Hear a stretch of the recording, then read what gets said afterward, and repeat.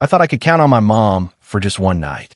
Instead, she looked me in the eye and said, "I'm not your babysitter anymore." That moment, it changed everything. I didn't realize how deep the betrayal went until I stepped inside that house. "I'm not your babysitter anymore," my mother said flatly as I stood on her porch, my daughter in my arms. Those words didn't just sting, they cracked something inside me. I'd spent years bending over backwards for my parents, supporting them financially through every so-called crisis, and all I asked for now was one evening of help. One night to focus on a career-changing presentation. That was too much. As I hurriedly packed Ava's favorite purple dinosaur into her overnight bag, I cradled my phone between shoulder and ear. "Mom, I really appreciate this. This presentation could change everything for us." I ticked off her little checklist with the precision of a soldier. Pajamas, toothbrush, her worn-out security blanket, 2 backup outfits, and her beloved toy.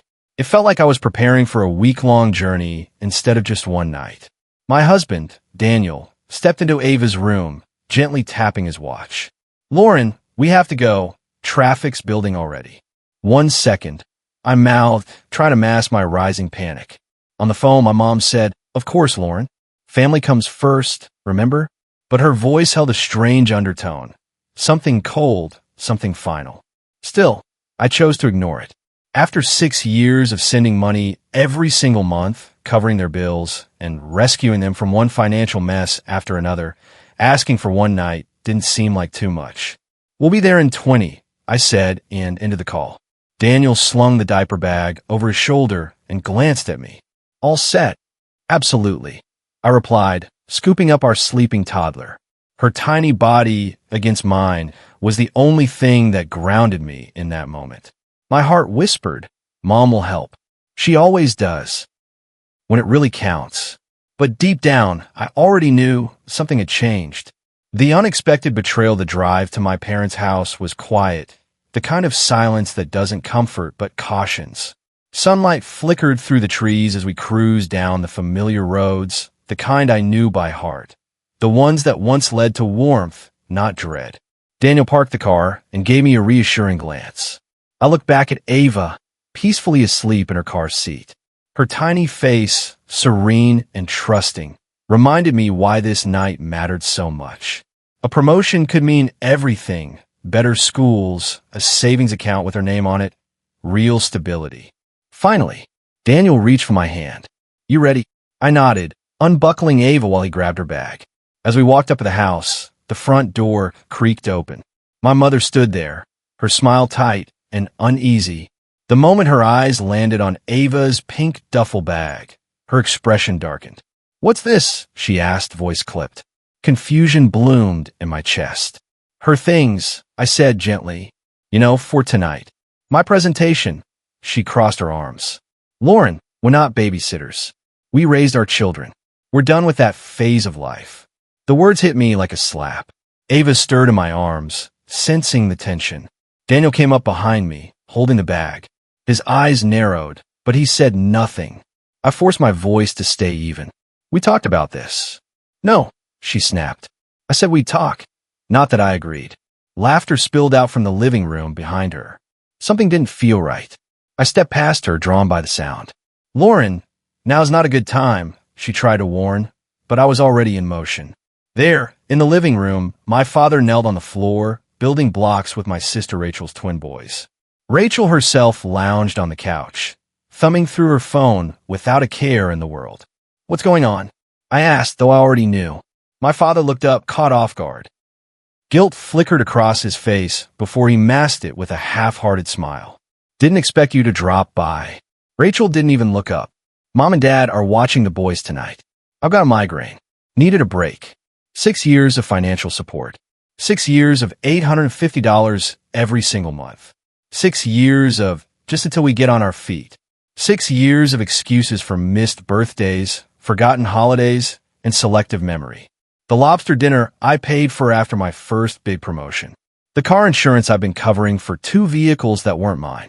All of it, condensed into this one soul-crushing moment."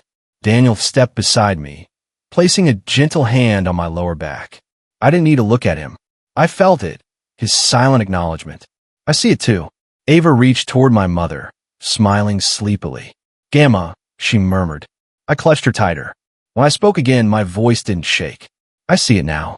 I was never your daughter, just your bank account. The turning point, my mother's cheeks flushed with indignation. Lauren, don't be ridiculous. This isn't about money. No, I said quietly. It's about value. And mine only exists when I'm paying your bills. Daniel didn't wait for another word. He was already gathering Ava's things, no discussion needed. The decision had landed, sharp, final, undeniable. We walked back to the car in silence. The kind of silence that wasn't sad, just clean.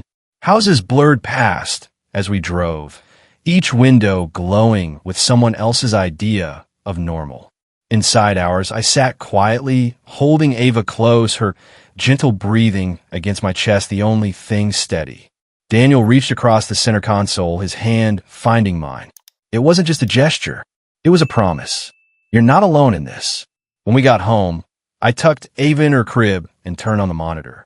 Her soft breaths hummed through the receiver, grounding me. Then I opened my laptop. The soft glow of the screen lit up the dark living room.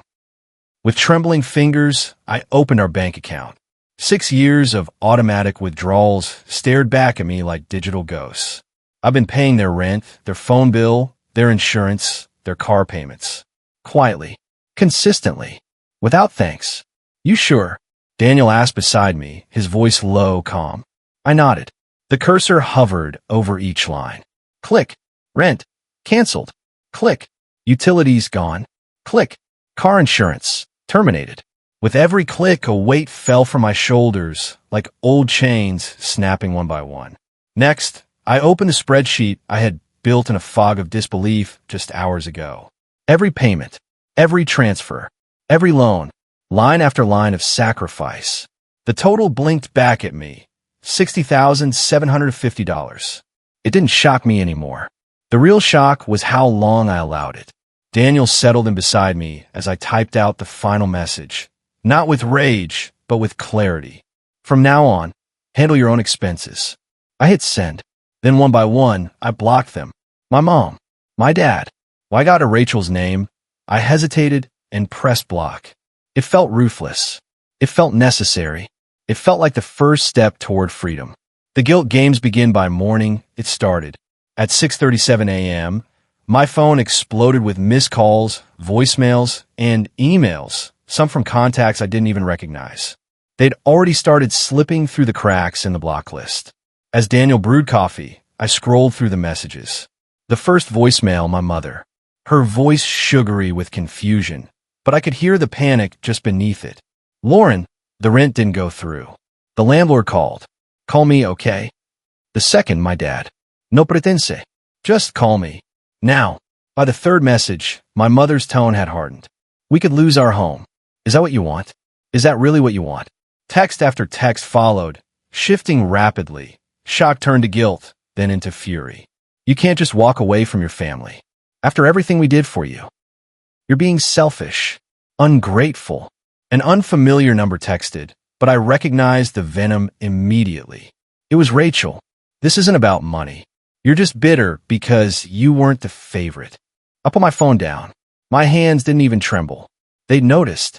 The money had stopped, and with it, their grip. Daniel slid a cup of coffee in front of me. You okay? I nodded slowly. I think I am. But by afternoon, the war moved public. Daniel came in from the patio, frowning. He held out his phone. You need to see this. On his screen, my mother's Facebook post glared back at me. Devastated. My own daughter, who is more than enough, abandoned us when we needed her most. No warning. No explanation. Money really does change people. Please keep our family in your prayers.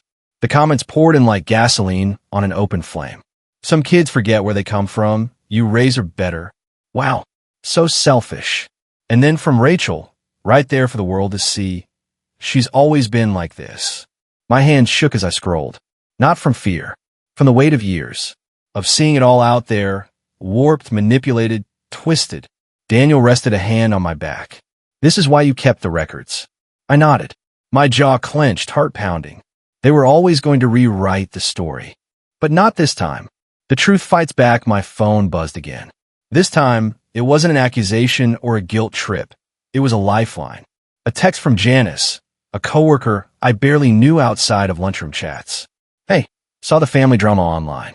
Just checking in. You okay? I'm here if you want to talk. Then for Dr. Nguyen, my therapist, saw your mom's post being shared. This only proves you made the right choice.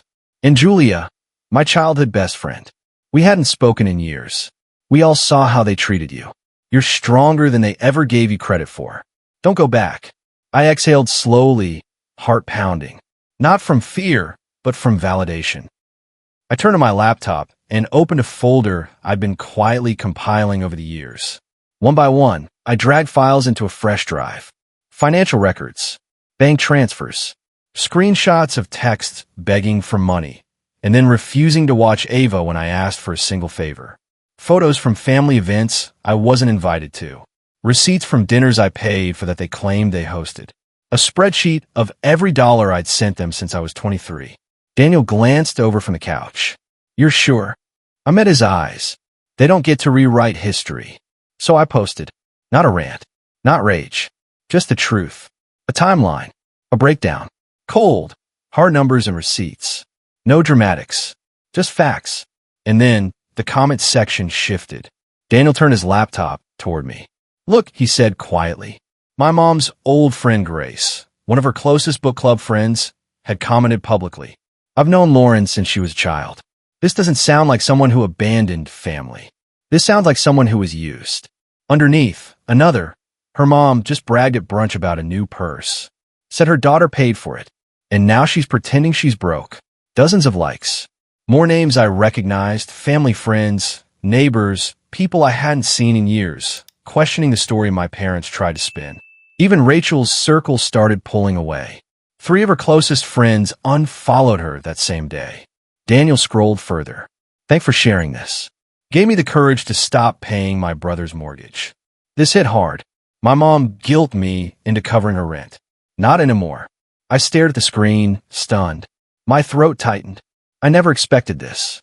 Daniel gently squeezed my shoulder. Maybe this needed to happen. My phone lit up again. 14th missed call from my mother, just in the last hour. I declined it. Then a text. Lauren, remove the post. Your father's blood pressure spiked. Do you want this to be his final memory of you? Call me now. There it was. The guilt. Weaponized. But I saw it clearly now. His health only ever declined when I started setting boundaries. I deleted the message. Escalation and strength, they showed up at my job. Not a call. Not a message. They physically came to my workplace. Security had to escort them out of the building. Daniel was furious when I told him. His jaw tightened the way it always did when he was holding back something sharp. That crosses a line. It did. And they knew it. Later that afternoon, Megan from accounting stopped by my desk, gently placing a sticky note in front of me. Her voice low. Your mom, she was crying, said you were having a breakdown. I let out a bitter, humorless laugh. Of course. Rachel had been calling from different numbers, leaving voicemails pretending to be other people. Their landlord even reached out, asking if I was still covering rent. Daniel scrolled through his phone, frowning. Rachel's telling people you're having a mental health crisis. Says motherhood has pushed you over the edge. That's why you cut them off. My hands clenched. The narrative wasn't just manipulation anymore. It was slander. She's trying to ruin me, I muttered. She's trying to make people believe I've lost my mind. There's more, Daniel said quietly. Your aunt called. Told me if you don't fix this, you're no longer part of the family. I closed my eyes and took a long, steady breath. Is that supposed to scare me? I whispered, being cut off from people who only saw me as a credit card with a heartbeat. Another call. Another blocked number. I silenced it. Daniel looked over and motioned toward a new message on his phone. At least we know who actually cares. It was from his mom. We'd love to take Ava this weekend. If you need a breather. Just that simple. No guilt. No strings. Just love. A warmth bloomed in my chest. Foreign but welcome. Not healing. Not yet. But something close. Even my co-workers had started protecting me. Evelyn stopped Rachel at the front desk last week. Noah rerouted my parents' calls. My boss, surprisingly gentle, handed me a day off and said, family issues are harder than deadlines. Take the time. That night, I opened my banking app again. Still not used to the numbers staying there. Still adjusting to the feeling of keeping what I earned. It felt dizzying, liberating. Daniel broke the silence as I scrolled through a daycare brochure I'd once dismissed. "The cabin in the mountains," he said softly. "The one with the fireplace. What about next weekend?" I opened my mouth to say what I always say, "We shouldn't," but stopped. Instead, I smiled. "Let's book it." Boundaries and breaking points the next day. My phone lit up with a message I didn't expect. It was from my Aunt Carolyn. "Your mother is in pieces. We're all concerned about your well-being. This isn't like you, Lauren. Family matters should stay private." They were rallying the extended family now, turning concern into control, guilt into gospel. I handed the phone to Daniel. "They've moved to phase 2. He read the message, sighed, and handed it back. Not surprised, just disappointed. I blocked Aunt Carolyn's number without hesitation. That night, I crawled into bed exhausted, but for the first time in years, I felt light. Like I wasn't carrying someone else's future on my back. Like I wasn't holding my breath, waiting for the next demand, the next overdraft, the next guilt-laced phone call.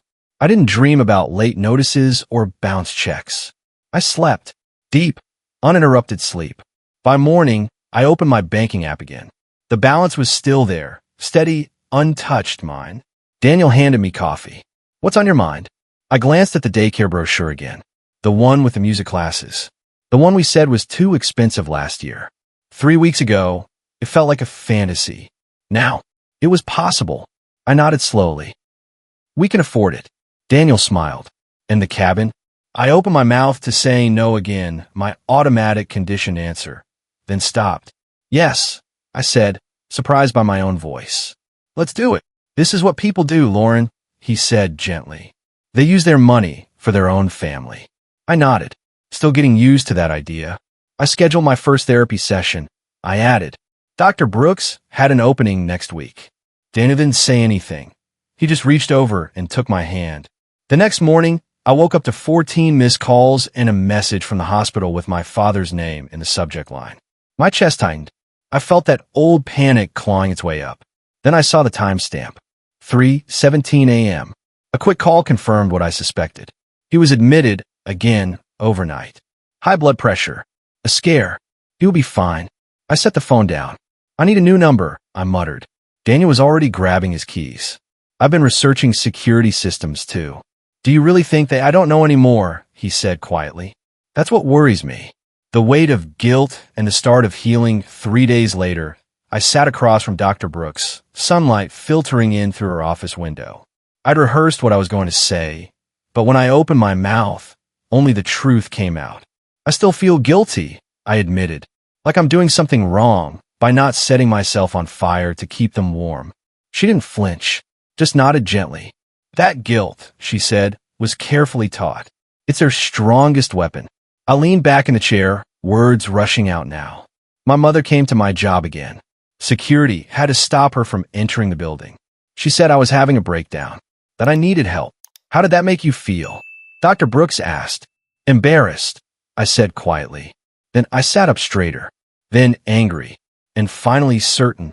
I told her about Daniel, how he'd started installing the new locks, how he confronted my father after we sent the cease and desist letter, the security cameras, the new number. "You're not shutting them out," she said. "You're building a boundary. There's a difference." That night, after putting Ava to bed, I sat on the couch and opened my laptop. Her soft breathing hummed over the baby monitor, steady as a heartbeat. I stared at my social media accounts. My story had been shared, spread, commented on.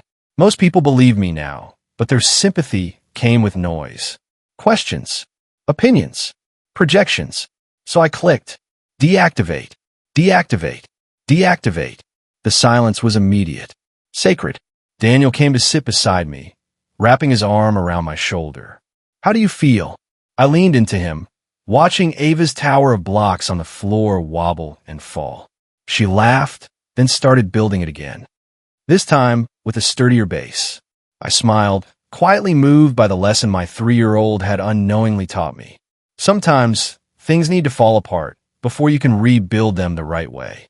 My new phone sat on the table beside us, silent. No guilt-tripping boithemes. No des pretexts. Just space. To breathe. To heal. To move forward. Until the next message came in. You destroyed this family. Hope you're proud of yourself. You selfish. I deleted it without blinking. Another message followed. Someone else in my mother's orbit. The sixth one this week. I pressed delete again and placed the phone face down. Out the window, Daniel was pushing Ava on the swing set we built last weekend. We could finally afford things like that now. Simple joys that used to feel out of reach. Because I'd stopped paying to be mistreated. The life they never let me have the neighborhood had been buzzing for weeks, but the peak hit last Saturday, the day my parents held a yard sale. Daniel and I drove past it quietly. They had everything laid out on the front lawn like it meant nothing. The pristine Italian leather couch, the one I unknowingly paid for. A bold $1,500 tag taped to its arm. My mom's luxury purses. My dad's golf gear. All lined up like discounted confessions. Proof of where my $850 a month really went. Pamela, their longtime tennis partner, saw me in the grocery store yesterday. She wouldn't meet my eyes. Just whispered, "They're job hunting now." "Good," I replied simply, bagging apples with steady hands. I didn't say it took them 2 months to reach rock bottom. I didn't say they're in their 50s, not elderly, more than capable of working. I didn't say Rachel is finally paying for her own kids. About time. Back home, I sliced cherry tomatoes into a bowl, added cucumbers. My hands didn't shake like they used to. 3 months ago, I would have been trembling, wondering what new crisis they'd throw at me next. The doorbell rang. I checked the peephole. Mrs. Donovan from church, holding a casserole like a peace offering wrapped in judgment. "Lauren," she said, her voice laced with artificial warmth, "I brought your family a little something. Considering everything." I knew what everything meant. Translation: I've picked my side. It isn't yours. "That's kind of you," I said politely. "But we're all right." I didn't invite her in. "Actually," I added with a smile, "my boss is coming to dinner tomorrow. I was promoted last week." Her eyebrows rose in shock. "A promotion?" she stammered. "Yes," I thought. "A promotion, despite all the whispers and shame you try to wrap around me like a noose." What she didn't know was that I was working fewer hours now. No more draining emergencies. No more dropping deadlines to wire money. Without their chaos, I thrived. I took the casserole. "Tell the prayer group thanks," I said. She left. I dumped it into the trash. Maybe petty. Maybe necessary. That night, after Ava was asleep, I found Daniel holding an old photo, me in my graduation gown. My parents flanking me, all smiles. Before the demands. Before I became their paycheck. "You okay?" he asked as I sat beside him. "I cried over earlier," I whispered. "Not because I miss them, but because I miss who I thought they were." He slid the photo into his nightstand drawer, not the one we shared. A small thing, but it said everything. We're making room for new memories now. Rebuilding from the ground up the next weekend, I opened Ava's college fund. The first deposit was $850, the same amount I used to send to my parents every month. It felt huge, not just financially, but symbolically. For once, that money wasn't vanishing into someone else's entitlement. It was going somewhere that mattered. Somewhere it should have gone all along. Sometimes Ava still asks, "Will we see Grandma today?" Every time, it stings. Not for me, but for her. She's too young to understand what toxicity looks like wrapped in birthday cards and forced affection. I gently tell her, "Not today, sweetheart." Then I redirect her to her books. Her blocks. The swing. Therapy keeps reminding me, this isn't selfish. It's survival. At our last session, I told Dr. Brooks how I've been setting boundaries. Not just with my family, but with the women at church, with old friends, with the concerned acquaintances who text to shame me in Bible verses. "You're finally finding yourself again," she said. Caretaking had consumed me. I didn't know where I ended and their needs began. But now, I'm learning who Lauren actually is. She's a mother who isn't afraid to say no. A wife who has energy left for dinner dates. A woman who sleeps through the night. A professional who's no longer distracted by panic or guilt. And surprisingly, I like this version of me. Last week at the grocery store, I ran into Mrs. Compton, my high school English teacher. She hugged me tight. I heard what happened, she whispered. My sister went through the same thing. Walking away saved her. It saved her kids. I didn't realize this had a name. Financial abuse. All that confusion I felt for years, that cold, twisted certainty that something wasn't right. It wasn't just in my head. I wasn't broken. I wasn't a problem. Later that night, I told Daniel, I kept thinking if I just did more, gave more, they'd stop hurting me. He pulled me close, kissed my forehead. You fixed the only thing you could, he said softly. You walked away. Outside, spring was unfolding. Ava and I had started planting a small garden. Just a few herbs, some cherry tomatoes, and wildflowers she picked out herself. We built the raised beds together, clear wooden frames, marked with boundaries. Things that grow, things that stay. The letter that could reopen old wounds, the envelope, sat on the kitchen counter for 3 days. No return address, no name. But I recognized the handwriting the moment I saw it. My mother's. Neat, careful, controlled, just like her. For 8 months, our only contact had been filtered through lawyers, old friends, or people pretending to check in when they were really spying. I didn't touch the letter. Not at first. Each morning, I'd walk by it. Each night, I'd pause, finger hovering above the seal. What if it's another trap? I asked Daniel. Then toss it, he said softly, sliding a coffee across the counter. You've learned how. That night, after Ava drifted off to sleep and the house was still, I finally opened it. 2 pages. Handwritten. No blum. No demands. Just regret. I kept taking until there was nothing left of you.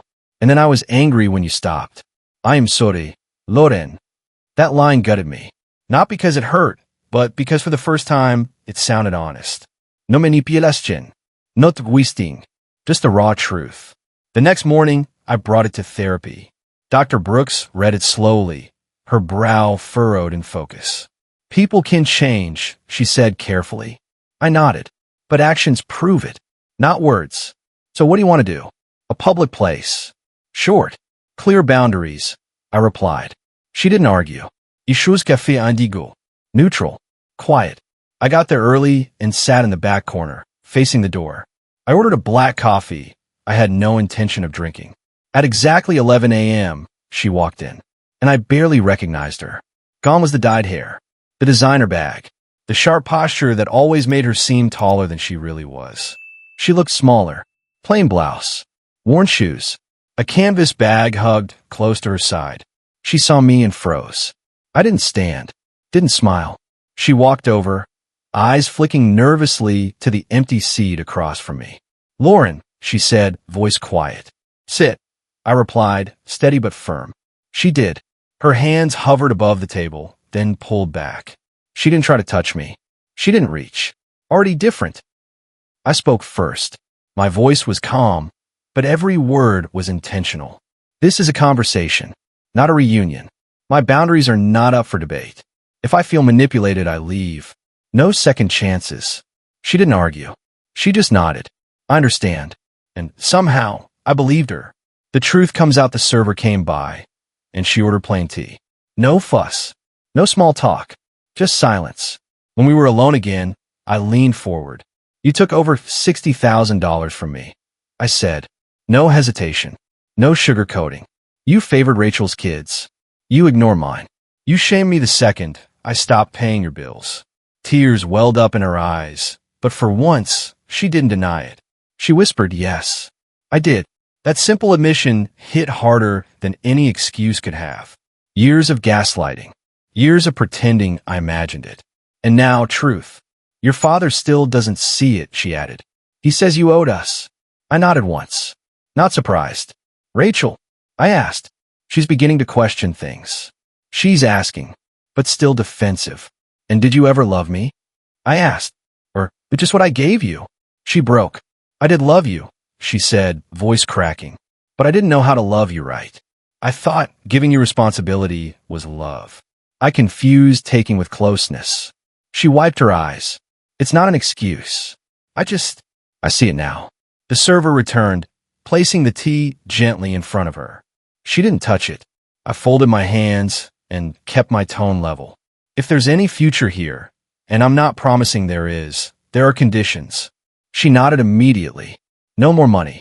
Ever. Of course. Daniel and Ava come first. Always. Yes. You'll go to therapy? Consistently. And you'll admit what you did publicly. No spin. No sugar. She looked down into her tea. That was the hard one. Admitting the truth out loud. Losing the sympathy she'd gathered. The image she worked so hard to protect. But slowly she nodded. I understand, she said quietly. It won't be easy. But I'll do it. And Dad. Her eyes hardened. He refuses. He thinks you'll come back eventually. Still believes you owe him. Then he's not part of this, I said. She didn't protest. And Rachel. She's trying. She asks about you. I'm not ready, I replied. She nodded again. The dynamic was different now. Not parent and child. Just two adults, facing hard truth. If we move forward, I said, I call the shots. I decide when you see Ava. I decide how often. I control the terms. A flicker of hope passed through her eyes. I'd love to see her. When you're ready. Then prove it, I said. Regular updates. Consistent therapy. No money talk. Ever. She swallowed hard. I work at the community college now. Admin assistant. It's not much. But it's something. For the first time, I saw her not as a burden. Not as a threat. Not even as a mother. Just a person. A flawed one. But finally, one who saw me. Not as a resource. But as her daughter. Closure without permission, I glanced at the time. Our 30 minutes were almost up. I think that's all for today, I said, standing.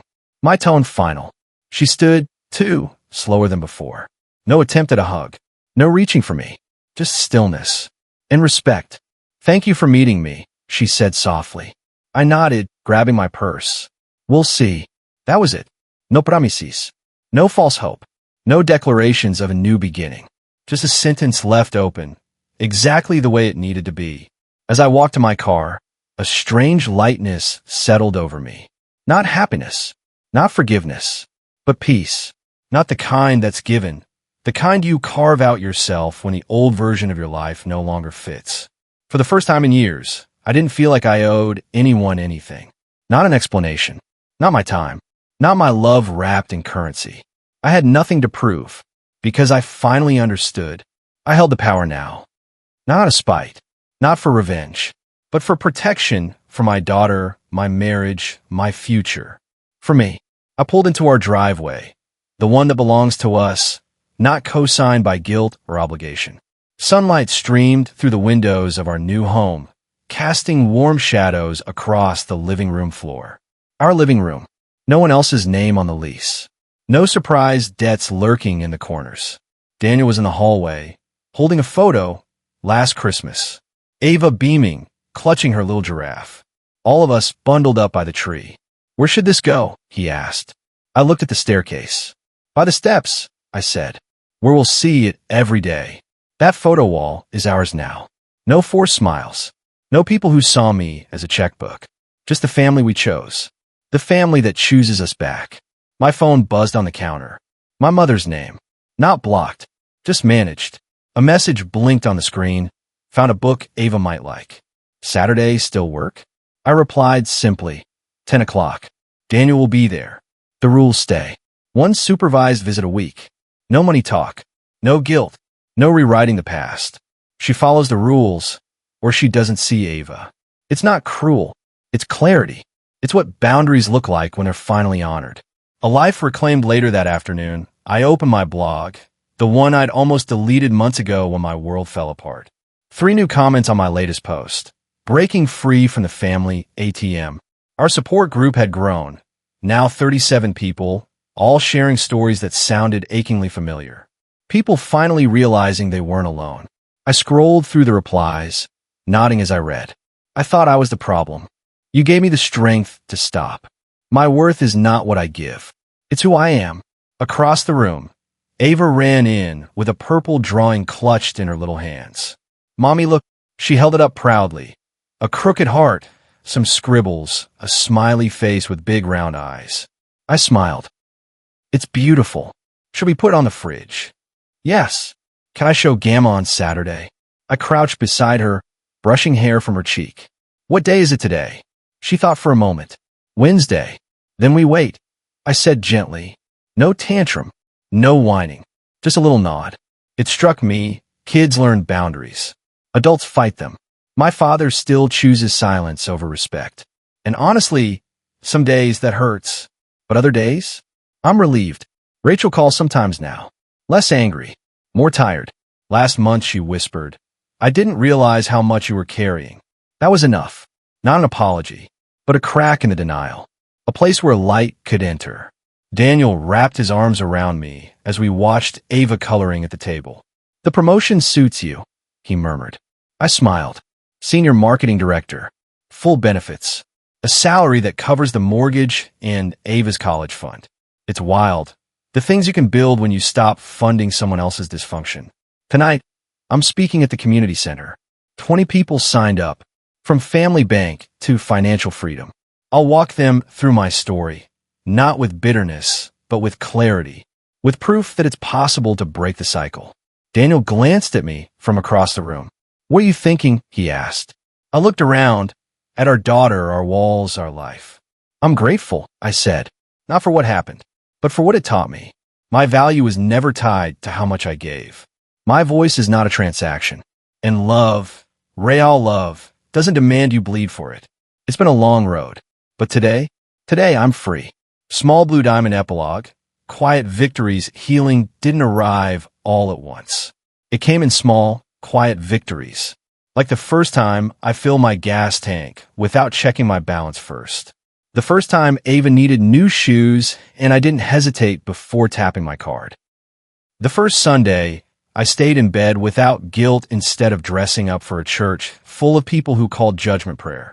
It came in silence, not the kind that used to terrify me, but the kind I chose. A silence not filled with panic or performance. Just peace. I started a new morning routine. Not for productivity, for presence. A cup of tea before the house wakes up. A journal. A list of what I'm grateful for, even on the hard days. Sometimes Ava joins me, dragging her blanket across the floor, hair messy from sleep. She climbs into my lap and whispers, Is today a happy day? Every day has happy in it, I tell her. Some just hide it better. She nods like she understands. Maybe she does. We planted more in the garden, carrots, bell peppers, wild mint. Ava named the tomato plant Sunny. Every morning, she runs out barefoot to check if Sunny grew overnight. It's messy. It's ordinary. And it's mine. Last week, I received another letter. This time from Rachel. Apologizing. Not asking. Just owning. It took her time. That's okay. Growth is rarely pretty. She started therapy. She's even paying mom's rent now. On her own. It's not my business anymore. That too is peace. As for my mother, she's still in therapy. Quietly consistent. She sees Ava once a week. Supervised. Boundaried. Respectful. No gifts that feel like bribes. No conversations that drift into old guilt. Sometimes we sit in silence while Ava plays nearby. And that's enough. No reconciliation speech. No back to the way it was. Just something new. Uneven, yes. But honest. Daniel and I finally booked that cabin in the mountains. Ava fed ducks from the deck. We drank wine by the fire. I cried once, not from sadness, but from release. On the last night, I stood under the stars, hand in Daniel's, Ava asleep in the other room. And I whispered, to no one in particular, I made it. The life I chose. Some stories don't end with a dramatic goodbye. They end with something quieter. Like a woman learning to trust herself again. A child laughing freely in a backyard swing. A bank account that holds instead of bleeds. They end with a door that stays locked and a window that finally opens. I used to think love meant giving everything, even when it hurt. Now I know. Love doesn't ask you to disappear. Love doesn't punish your boundaries. It doesn't silence your pain. It doesn't come with a monthly invoice. Love makes space. And in that space, I found myself again. Not a daughter defined by debt. Not a sister drowning in silence. Not a puppet on a guilt string. But a mother. A partner. A woman with a voice. And finally, a future. If you're listening to this and it feels like your story too, hear me. You are not selfish for saying no. You're not wrong for walking away. And you're absolutely allowed to protect your peace. Let them call you cold.